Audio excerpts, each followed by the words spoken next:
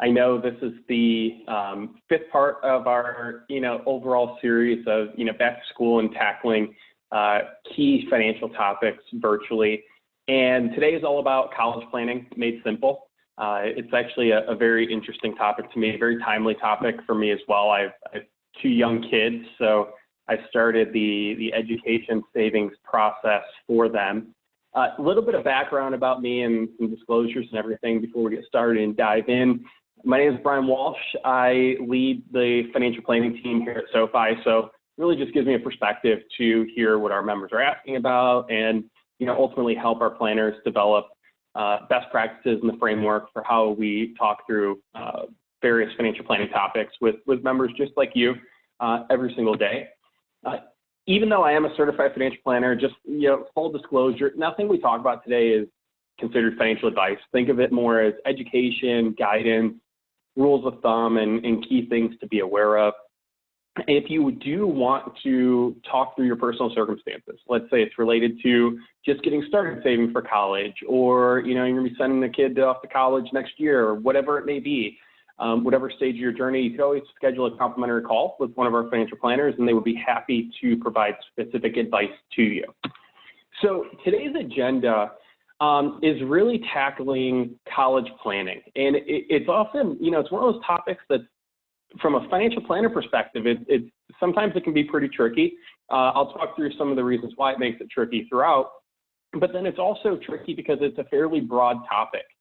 It's one of those topics that can vary significantly on what's relevant and what's really important and timely, depending on how far you are away from, that college goal. Whether it's someone like myself, who I have a 1-year-old and a 3-year-old, so we're kind of just getting started saving, to, let's say, on the other end of the spectrum, where we work with members who maybe they're helping their kids through college right now, or even we also work with members who are getting ready to go back to grad school or fund their own education themselves a year or so down the road. So it can vary drastically. So today what I want to really talk about is really breaking that down into the different components and hitting on it from a high level, and then we can dive into some specific questions because we got some awesome ones that came in during registration. So we'll start off by, I think, addressing probably one of the more important aspects, especially as we work with members, is understanding if college savings should be a priority to you at this point in time. It's one of those things where ultimately people, maybe a goal for people, but there may be other things to focus on first and then put this on, a little bit later down the road. Then getting into the idea of, okay, if it is a savings goal for you and you're working on it, let's start talking about understanding how much money to save and what's realistic and what's feasible and what's going to make an impact. Then an important aspect of college planning is going to be 529 savings plans or 529 plans in general. We'll talk about some of the basics of them, what you can use them for, what you can't use them for, what some of the pros and cons would be as you're going through looking at different 529 plans. And then finally, for those of you in which, maybe your loved one's a little bit closer, maybe you're a little bit closer, looking at different considerations that you could be looking at when you're getting, let's say 1, 2, 3, maybe even 4 years away from the ultimate college goal. So to set the context, to make sure I'm not spending a ton of time on a particular topic that not applicable, I guess if you could add into the chat and make sure to do it to all panelists and attendees, I guess what part of the journey are you looking at from a college planning perspective? Are you just getting started and looking at saving? Is it getting closer so you want to dive, excited to dive into the details about selecting a school, looking at financial aid options, all those sorts of things? Really, that would be pretty helpful. So if you could toss that in the chat function right now, that would be great. Okay, so we're seeing some just getting started. Okay, just getting started. All right, so it seems to be a good chunk of people so far are similar to my stage, and then we got a couple people where are going to be pretty close to that college goal itself. So kind of, I don't know, like a barbell type thing. So this will be awesome. Cool. So we'll get started just by talking through, probably a more important question is, understanding if college savings should be a priority for your life stage right now. And this is always where I go back and forth between the human element of being a financial planner and then the numbers element of being a financial planner, because ultimately, as a father, it's a huge priority for me to say, okay, I had to pay my own way through college. I took out a ton of student loans. My wife did the same thing. And, ultimately, I want to be able to provide for my kids' education. But at the same time, there's also a lot of other things that are very important financially. So what we really tend to work through is, as we're helping parents, really understand this, is going back to our kind of our checklist that we reiterate through a lot of our planning conversations of, what are the steps that we suggest that people go through in order to get their money right. And ultimately, what we look at is making sure people have a solid financial foundation for their own personal finances before focusing on other things that are technically more optional, because student loans can't come into play for college, whereas loans can't come into play for retirement. So typically, as we're working with members, we really strongly encourage them to make sure they have enough cash on hand to cover emergencies through an emergency fund. They have their bad debt paid off, their income's protected, they're saving enough for retirement. And then when they're doing all of those things and have that foundation in place to make sure that their own financial security is going to be taken care of, then that's where we start focusing on those other goals, such as college funding or anything else. So that would be one of the first things, is if there's one of these steps earlier on, whether it be building up a cash cushion or attacking bad debt or saving enough money for retirement that aren't necessarily checked off your list, then I think it might be worth considering, hey, how do I attack that? And then once I attack that and I'm on that good pace there, now let's shift focus, because, college planning time is, of the essence, but you can always revisit it later on. So I think that would be one thing to keep in mind before we take a deep dive looking at college planning itself. As we look at college planning in general, one of the first questions that we often get from members is, how much should I be setting aside, or how much should I be looking at saving?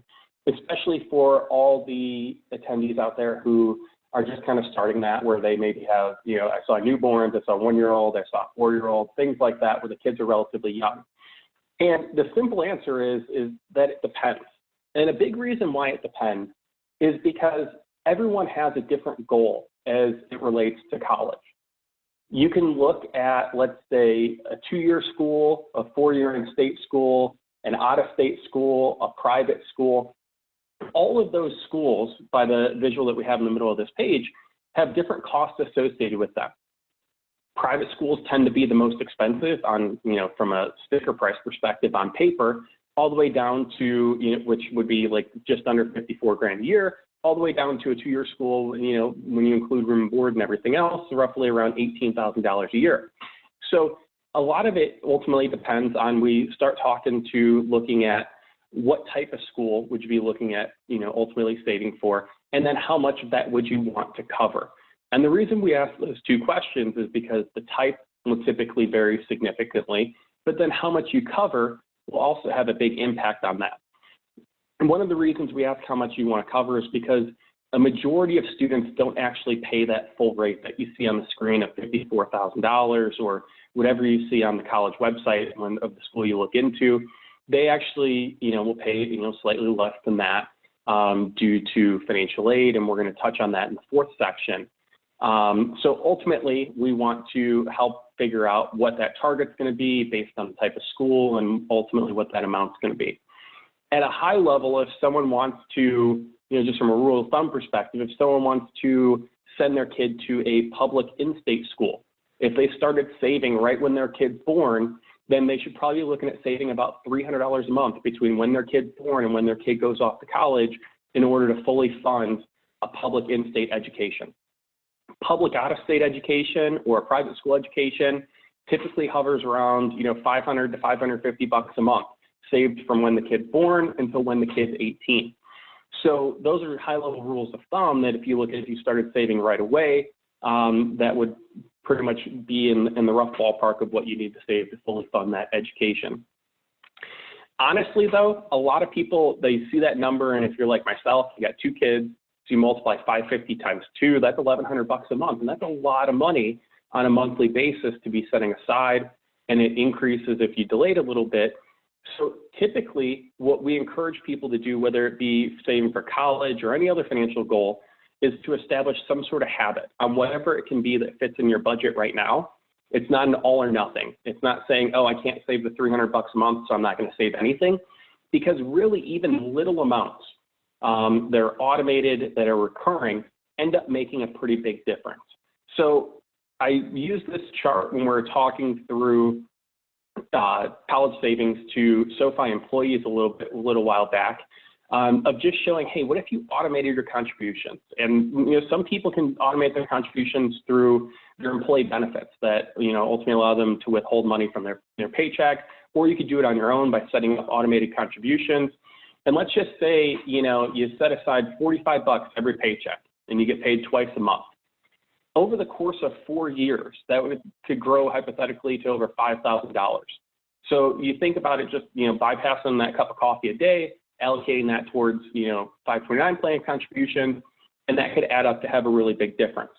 So it really is about figuring out high level, how much money do you have to save, and then every little bit counts to kind of build that up along the way, depending on what your goals are.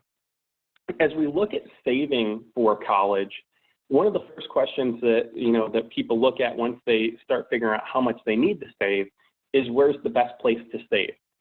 And 529s is typically one of those avenues that people ask questions about because they tend to get a lot of attention on the news.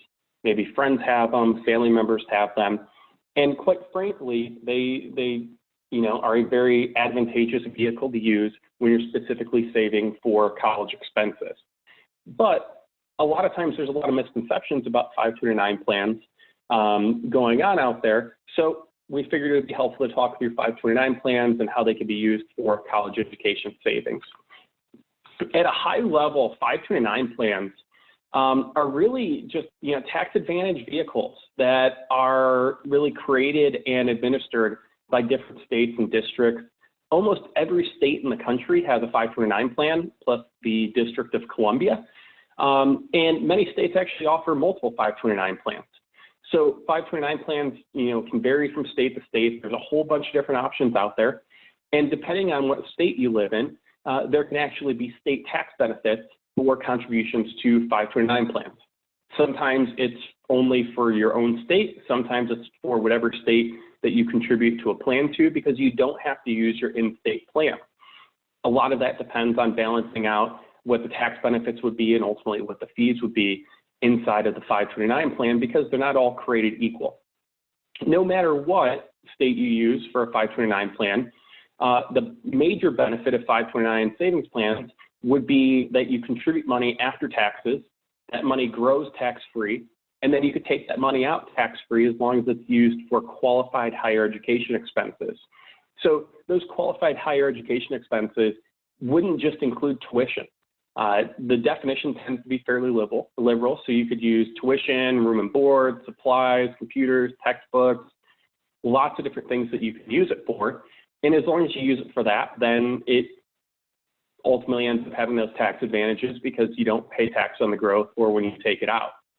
When it comes to 529 plans, one of the reasons for the confusion around them is 529 plans, there's really two different types. There's 529 savings plans, and then there's 529 prepaid tuition plans.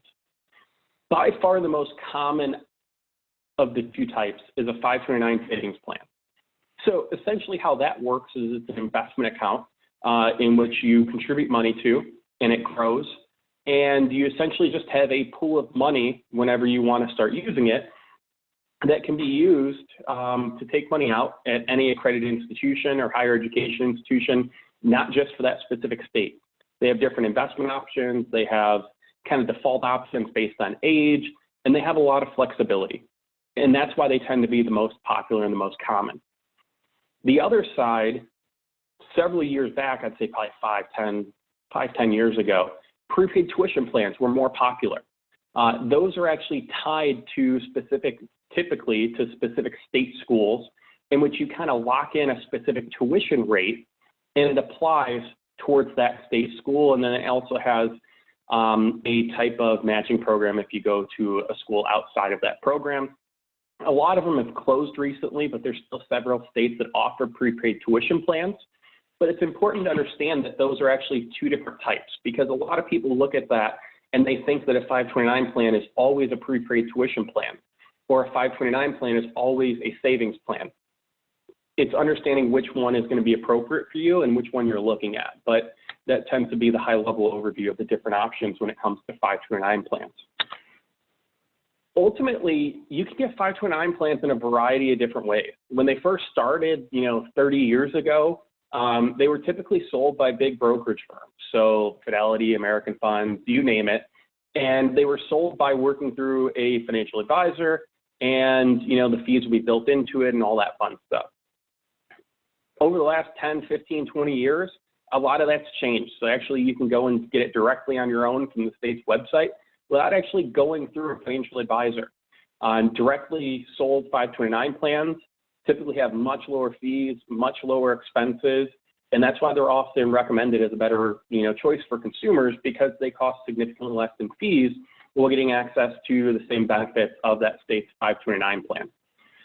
Another thing with 529 savings plans is they typically offer a pretty good amount of flexibility.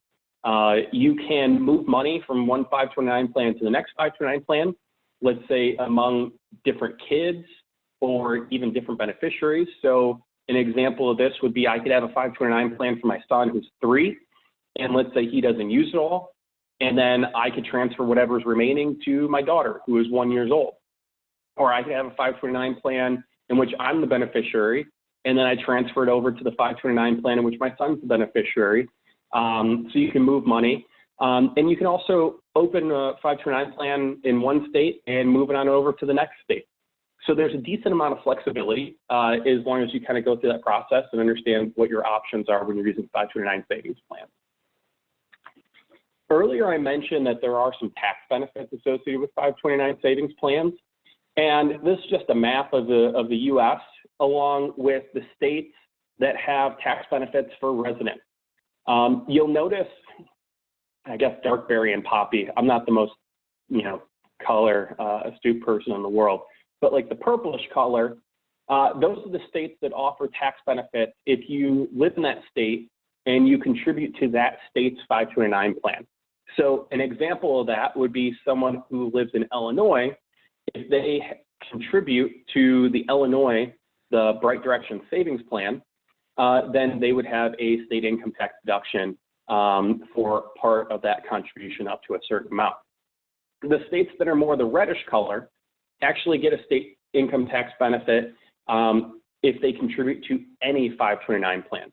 So an example of that would be, I'll use my personal example. A year ago, I lived in Pennsylvania, and I made contributions to my 529 plan that was not the Pennsylvania 529 plan, and I still got a state income tax deduction for those contributions. So it's important to understand what state you live in, and therefore what tax benefits you may have available to you, and ultimately understanding what that tax benefit means to you. Doesn't mean you always have to use your in-state plan, but it does mean that if you're in one of these purple states, that there could be advantages to using the in-state plan, even if it has slightly higher fees, even if it might not have all the investment options that some of the other state plans have, just because those tax benefits could be pretty powerful, depending on your income bracket, how much you're saving, how young your kid is, things along those lines. One thing that came up a little bit more recently has been the different uses of 529 plans, because it used to be, 529 plans were thought of solely for funding college. But a couple of years ago with the Tax Cut and Jobs Act in 2017, 529 plans, it actually got expanded so that they could be used to pay for up to 10 grand of tuition per student for grades K through 12 for private education. It could be public, it could be private, it could be religious, whatever it may be. So looking at about 10 grand of tuition. Now it's important to note that this is the federal law. Not all states and not all state 529 plans have fully implemented everything. So it's important to check with your 529 plan to make sure that that's something that's available to you. But from a federal perspective, this is how it works post the Tax Cut and Jobs Act. So we do see some individuals who are set aside money in 529 plans with the flexibility of using it for, let's say, private high school or college, depending on, what their goals are and what type of flexibility that they want to have in the future. But again, really important to check with your state, check with your 529 plan, because things can vary from state to state. And especially in the world of 529 plans, when you have all these different states offering all of these different options, you can see it might not be the most perfectly coordinated, aspect in the world as you kind of go from plan to plan. So for those of you that have, this college goals a little bit further off, this may not be immediately pressing to you, but it's something that's important as we find as we're working with members to start considering sooner rather than later. And I think especially for those of you that have children or loved ones that are a little bit older, or even for yourself, something that could be especially more pressing in the near term. And also a reason why I'm rather excited. We, not too long ago, we provided access to Admit to SoFi members, and I think that's a great tool to help with some of the things that we're going to talk about. And it's really looking at the different ways to evaluate school based on really the return on education or the return on investment in your education. And what we find is taking a step deeper as we're looking at different schools, rather than just looking at the prices and everything that's on paper. Because a lot of times what our members found was that could be a little bit misleading.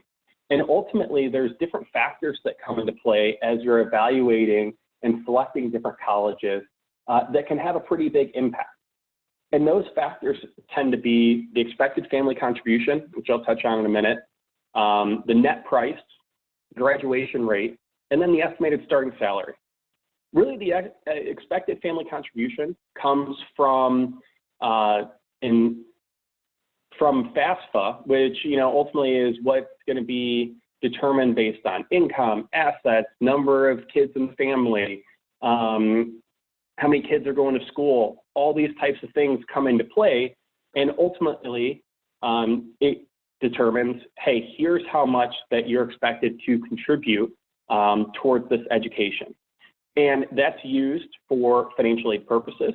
And it's also something that's important. That's why, honestly, the FAFSA is so important to fill out, because, it's not always going to be, only people who are, low income or without resources that are eligible for financial aid resources. Oftentimes more people are eligible to receive assistance than what they expect. And it's something that can be very, very worthwhile to, fill out the paperwork and ultimately see what type of financial aid is going to be eligible. And ultimately, that has an influence on the net price of attending a school. And the net price is essentially what what you would actually pay to attend a school, as opposed to the sticker price. The sticker price is essentially what's listed as tuition, room and board, books, supplies, whatever. The net price is, what would actually be paid.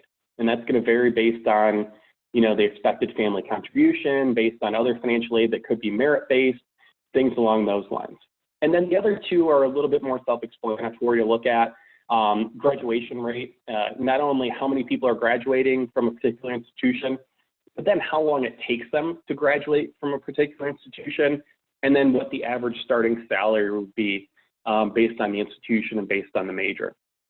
So I'll use an example of this, and I honestly use this example because New York is very, very close to me, very, very close to the office that I work out of, and it just was a fairly easy example to use. But this example could be applied to many other types of institutions, many other states, many other options.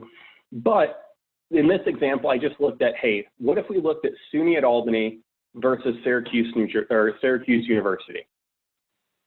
And when you compare them on paper and you look at the sticker price, SUNY, and this was as of last year, looking at about a little over 25 a year, versus Syracuse was looking at over 70 a year. So when you look at it on paper, it's like, holy moly, like there is a huge difference between these two schools, and it is abundantly obvious that SUNY is going to be much more cost effective for a student to go to than to Syracuse.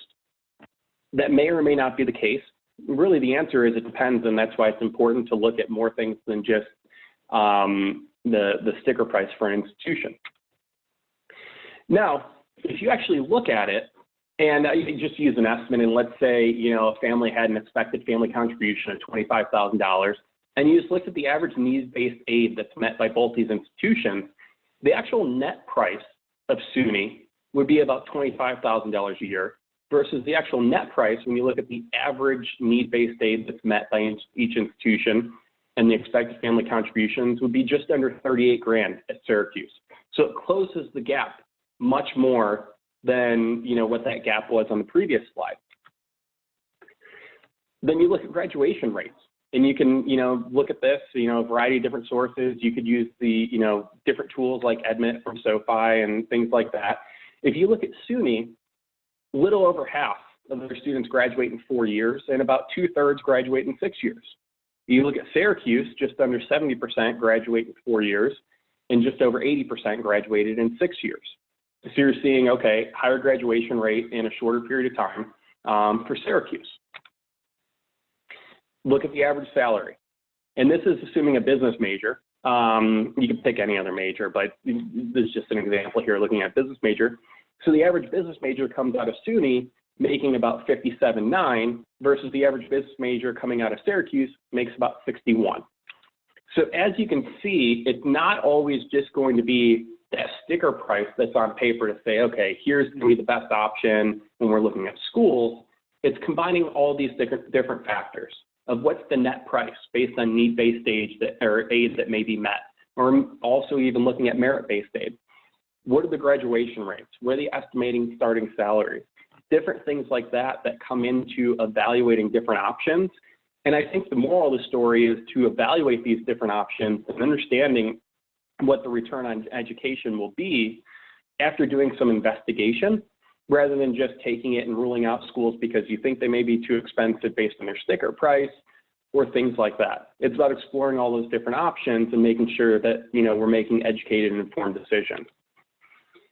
One other thing that we really, stress working with as you're preparing for, a loved one to go to school is the importance of helping them, transition from, ultimately being a dependent to being an adult. And part of that transition would be helping them prepare a budget and learn those valuable money lessons early on in their education.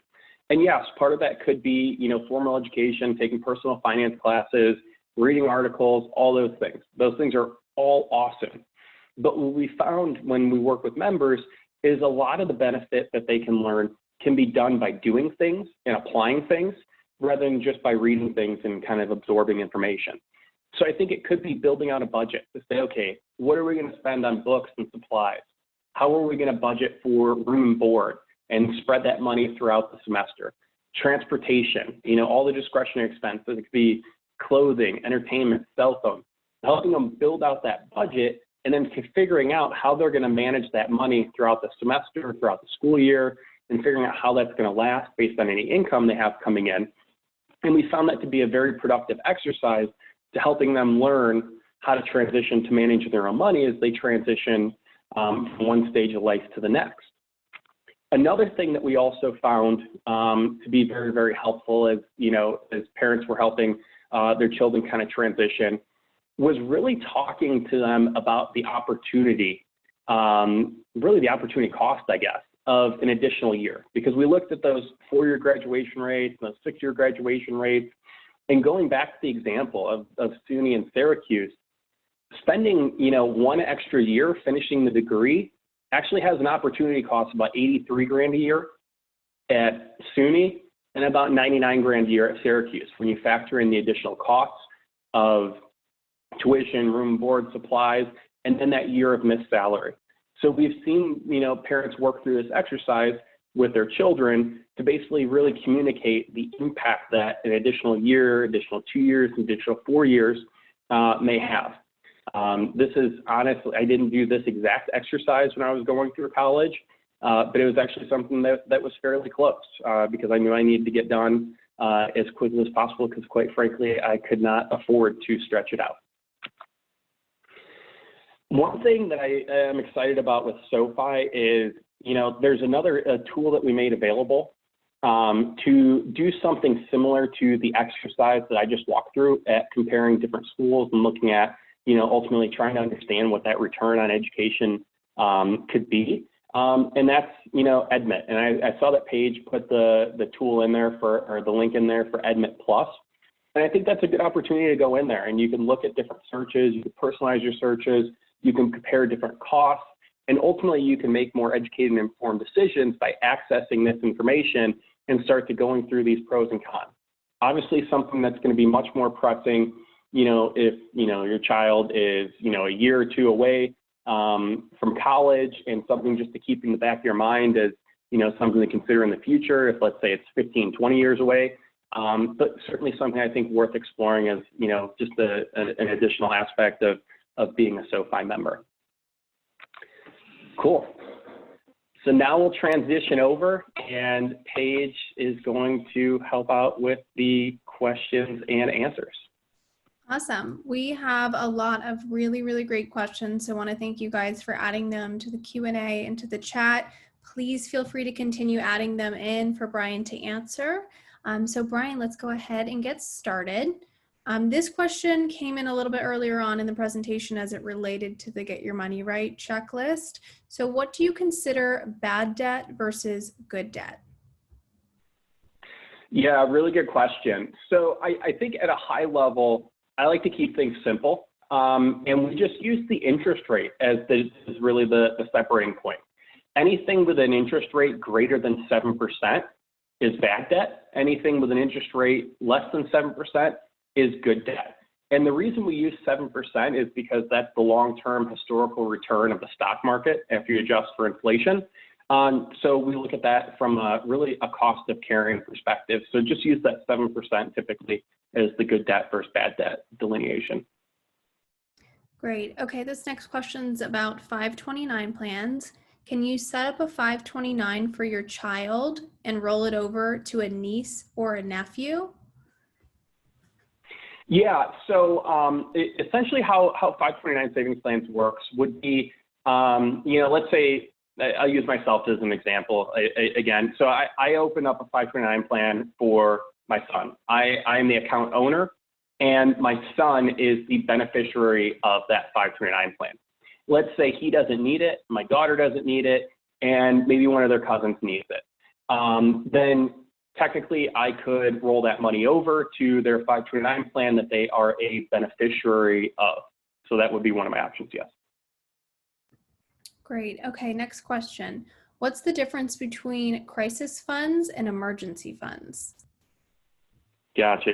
Another good question. So really, we look at a crisis fund as the most foundational step that everyone should tackle. And a crisis fund is having 1 month's worth of expenses set aside in cash. It really kind of serves as a safety net between an unexpected event happening and being in a financial crisis. An emergency fund is really just an expanded version of that. And that's really having about 3 to 6 months worth of expenses set aside. And the reason why we separate the two is because, as I mentioned, that crisis fund is foundational. Like everyone should have that. But before you build an emergency fund, there's some other uses of money that may be more efficient, like paying off your bad debt, making sure you have enough life insurance, taking advantage of your 401k match. So those steps would be in between fully building up your cash cushion to being a full emergency fund. Great. Okay, our next question is, when should I complete the FAFSA?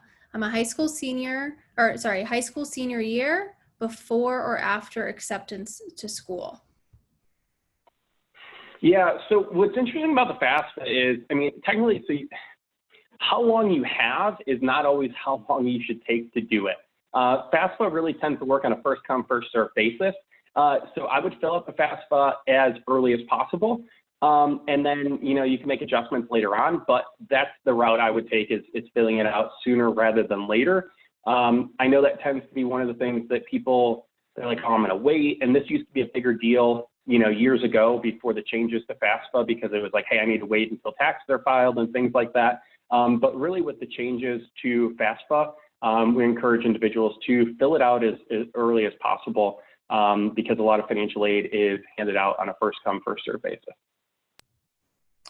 Okay, our next question is back to the 529 plans. Can you move the 529 from your child to their children later on? Yeah, so you can ultimately, you can move 529 plan assets to accounts that have different beneficiaries. And another example of that is, gosh, I wish I would have been, this I don't know, financially responsible before I had kids, but unfortunately I wasn't. We even see people who establish a 529 plan with themselves as a beneficiary because they know they're going to be having kids in another year or so, and they have a bunch of extra money to set aside. And then they change the beneficiary to, they ultimately, change that so that way it could be for their children. So yeah, there is a fair amount of flexibility moving it among, different accounts that have different beneficiaries. Great. Okay, another 529 question. Are there any good tools out there for comparing 529 plans? I've started my research and these things are confusing. I'm with you on that. Okay, let me make sure I'm unmuted. Okay, perfect. Yeah, I hear you. So there are different resources. To be honest with you, this may be a biased response, but I think set up a call with one of the planners at SoFi. We have a tool that we built for our team in which we compare 529 plans that considers your income, how many dependents you have, your state, how much money you'd be saving, and how many years you have until you're going to use it. And it objectively compares all the 529 plans out there, the direct sold ones, based on the tax benefits that you may or may not be eligible for, along with the fees. So I think talk to one of the financial planners, they could do that. Other than that, yeah, I think it's doing the legwork, doing the research online. But I think the first place to start would be to make sure that you fully understand any and all tax benefits that would be available to you. And then if you don't have any available to you, then I would look at the different plans out there that have, low operating expenses. Because to be completely honest with you, some of them, there's some really, really good 529 plans out there. There's some that, in my opinion, aren't operated so well because they're very, very expensive. Okay, our next question is there any risk to using a 529 plan? Could they be phased out in the future to where the funds are no longer usable? Yeah, so yes, there are risks associated with 529 plans. So number one, anytime you invest money, there's a risk. So how you invest that money, some 529 plan options you can invest in guaranteed funds that may not have as much risk. Other times they're just invested like you would think of like in your 401k or something like that. So you're going to have investment risk, number one, in most 529 plans. Number two, I guess, the other risk that could be out there with the 529 plan would be, let's say, you have it and you don't ever have a need to use it.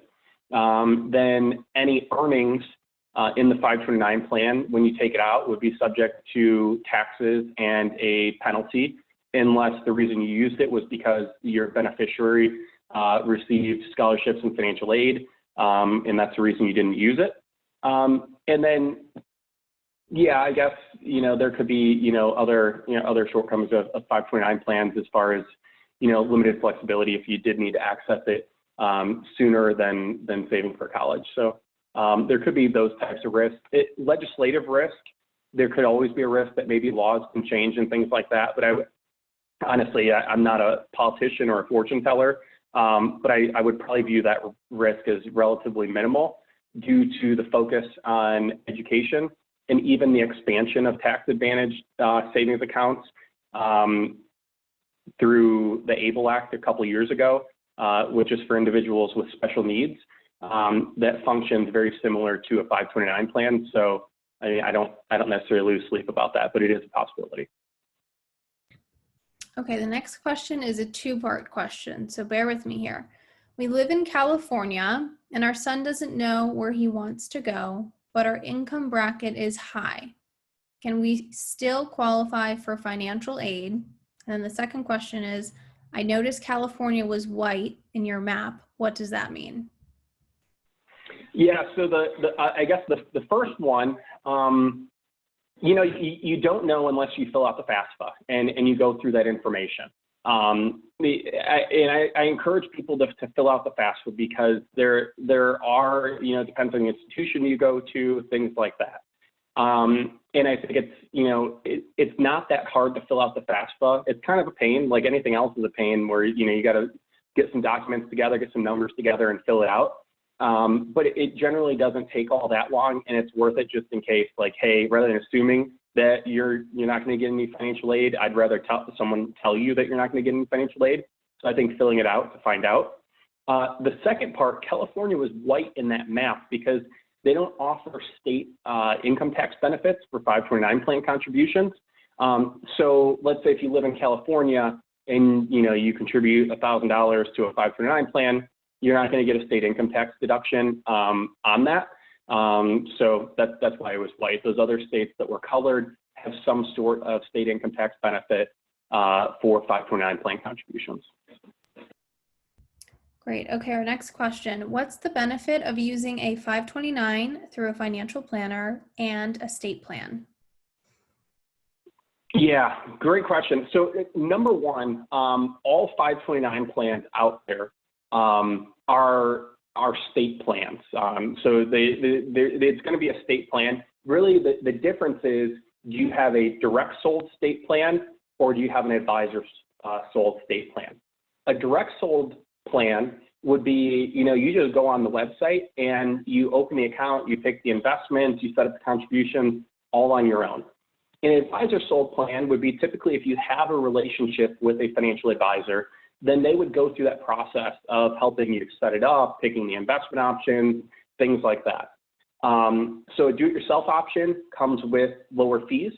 Going through an advisor would typically come with higher fees. And ideally, you would get more input from that advisor on the different options in exchange for those fees, but all advisors with relationships may work differently. If you overfund a 529, i.e. children graduate and some money is unused, can you funnel that into an IRA or another retirement account or into a normal brokerage account if you pay taxes on it? What are their options? Yeah, so I guess we'll go with the scenario of what happens if you have money left over. So number one, I guess it would depend on why you have money left over. So the example I used earlier, let's say the reason why you didn't use your 529 funds was because the beneficiary received scholarships. Then the amount of those scholarships, then that would not be subject to taxes or penalties when you took those earnings out. Assuming that wasn't the case, then any earnings that you just simply took out would be subject to taxes and a penalty, not the amount you contributed, the earnings. So it's important to differentiate between earnings and then your basis for the amount that you put into it. And then after you take that money out, then yeah, you could do with it as you see fit. You could put it, in a checking account. You could put it in a brokerage account. You could contribute to a retirement account, but you'd have to be mindful of any retirement account contribution limits if it's higher than that. Brian, you just amaze me. You are such a wealth of knowledge. I don't know how you keep this all in your head. You truly just know everything. Okay. I do, trust me, I do not know everything. I have a very random set of knowledge in my brain that oftentimes is useless unless I'm talking financial planning. Well, it comes in handy for our SoFi members. All right, our next question. What if I'm late in saving for my children's education? What are my options? Yeah, so I think, there's a couple different options if you're late to saving. I think number one, it's never too late to save. So just because you didn't start when your kid was born or before they were born doesn't mean it's completely lost to save if your kid is 14, 15, 16, whatever it may be. So every little bit counts. So I think if that's something that you want to do and you have your other financial foundation items, taken care of, then I think you could look at saying, okay, how much can I save?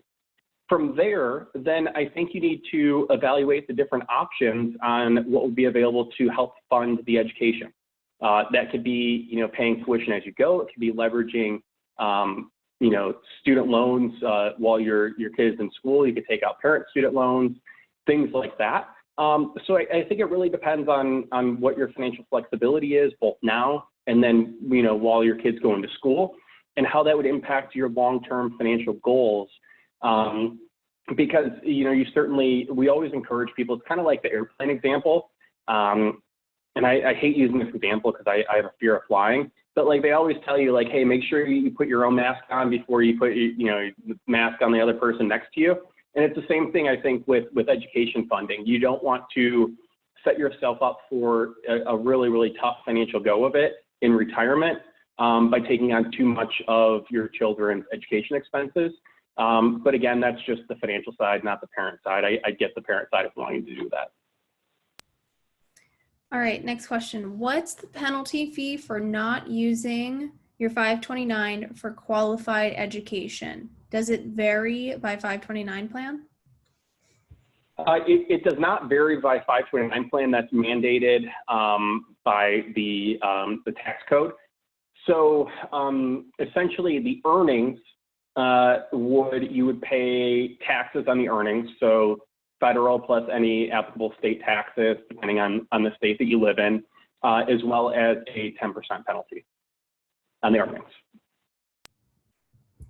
Okay, how do 529 plans work if you decide to go to college out of state? Yeah, so again, so earlier I talked about how there was like the two types, the 529 savings plans and the 529 prepaid tuition plans. I'm going to ignore the prepaid tuition ones for this response because that gets pretty murky. But let's say it's a 529 savings plan, which is way more popular anyways. Generally speaking, it doesn't make too big of a difference on where your kid goes to college. You still, if it's qualified educational expenses, you would still get to take that money out tax-free and use it for those expenses. I will say that some of the, supplemental benefits of certain 529 plans could come into play. I'll use the example of New Jersey because I recently, like 6 months ago, I looked at a case for New Jersey. Their in-state plan. So New Jersey residents aren't eligible for a state income tax benefit for contributions, but if you have a New Jersey 529 plan, I think it's like the NJ Best plan, and your kid goes to an in-state school, I think like 30 grand or something like that of your 529 balance isn't counted towards financial aid assets. So there could be some minor in-state perks if you use the in-state plan. So you should really check that out. But from a function perspective, you can, qualified education expenses in-state, out-of-state, it doesn't matter. Great. Okay. How will the election results affect savings plans for college? Yeah, I don't know how the election's going to impact anything. I honestly, I think anytime you look at politics and personal finances, it's kind of a black box. Yes, things could change. Maybe there's education reform. Maybe there's different changes that come from a tax planning perspective, or things like that. All those things could happen. But typically, what I look at is looking at the facts at hand and focusing on what the current laws are and the current regulations are right now, and that's the best we can project moving forward. And then as the facts on the ground change, if there is any sort of legislative changes or things like that, then we can adjust plans accordingly. But typically, I focus on what the current rules and regulations are. Generally speaking, I don't know, my personal belief and from a professional perspective, I don't know if presidential elections tend to change too much from an economic and a tax perspective. Typically, it has to be, a much broader change than that, where it's actually the Senate, the House, and the President for major initiatives to go through. So I think that would probably be more impactful than simply, the results of the presidential election.